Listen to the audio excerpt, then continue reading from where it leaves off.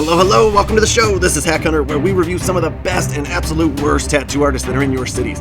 Now, this week, one of our viewers wrote in, John, he wrote in from Florida, Daytona Beach area, where he was looking for an artist that could do a unique type of raven tattoo for him. And we did a lot of hunting out there, and I found a very unique artist that I think is just perfect for the job. So, without further ado, let me introduce Rob Slasher. You can find him working at the Nines Tattoo Parlor right there in Daytona Beach. They got kind of a small crew, but they got a great crew, so definitely go check them out. If you want to see him on Instagram, the Nines Parlor on Instagram. His Instagram is Slasher Tattoos, which is awesome. He does a lot of this kind of scary movie, horror movie kind of related stuff, and I'll show you what I found here in a minute, but always do your own research, guys.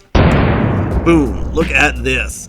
Awesome Medusa piece. Now I wanted to show this one first because it kind of encompasses his style really well, because these super rich blacks in here going all the way up to the really bright whites that he used as highlights throughout, and I think it really shows some talent, some skill on his part, especially when you're looking at the outer edge around the tattoo. This is a freshly done tattoo. You're not seeing a lot of bleeding or welting or anything, just a little bit of redness. So this really goes to show that he's got his application technique down, and I'm particularly a fan of using really rich black and using bright white in every tattoo. Now maybe some tattoos you don't need it, but for most tattoos of this style, I'm a big fan of that. I think it brings forth the contrast, and it just really clarifies pieces, especially from a distance, and especially when an artist applies white this well. I think it's really going to make a big difference in most tattoos.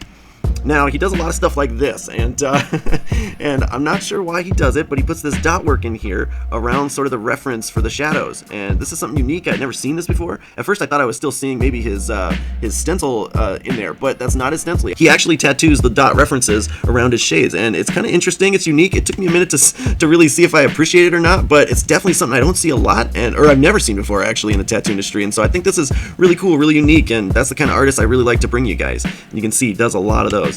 This one, this badass rock star tattoo, I think this is awesome custom design, and I think he did a great job, especially with the line work, because anytime a client says that they want a guitar, I promise you a tattoo artist starts sweating, because there's a lot of straight lines in there, especially with the strings. Now, he chose not to put the strings in there in this one, and I can't blame him, right? Your client just wiggles a little bit, maybe they playing on their phone a little bit, and yeah, those lines are going to go to shit really quick. So I think this one came out clean and awesome looking, even without the guitar string lines in there. Octopus, had to show this one because it's a really cool illustrative style. He used a lot of different line weights in there. It just looks really clean. I like the way he did the suction cups and had the tentacles twisting, because a lot of the octopus we come across on this show, they really botch those tentacles, or they just try to do a really overly simplified version of them. So I think he did a great job here with this one. Now, the ravens. This is what John was looking for when he wrote in. This is one I came across first, sitting here on the helmet of a soldier that passed. And again, this white work, when I zoom in here, look at how much clarity that brings to those binoculars in there. It's just a really kind of unique way of tattooing, and I think he just does a great job at it. Here's another one I came across in his portfolio. Now, this is kind of an American traditional piece, but he mixed thinner line weights in there, which is kind of true to his style. So I would say it's closer to a neo-traditional style than anything.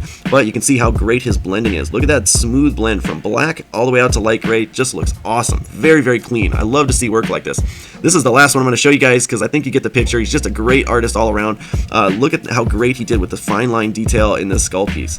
And then for him to go in and fill in these tight little areas, that's something where a lot of artists might overly work that skin, trying to get that black, really black in there, in these tight little spaces. We're kind of forced to fill in those tight spaces with really small round shaders, and that often will overwork the skin. So when I'm seeing a piece like this, he did a great job, didn't beat the hell out of the skin.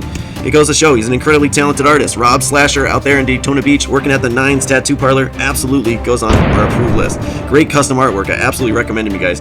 But stick around if you live out there in Daytona Beach. We found some hacks for sure. All right, we'll see you in part number 2. Bye-bye.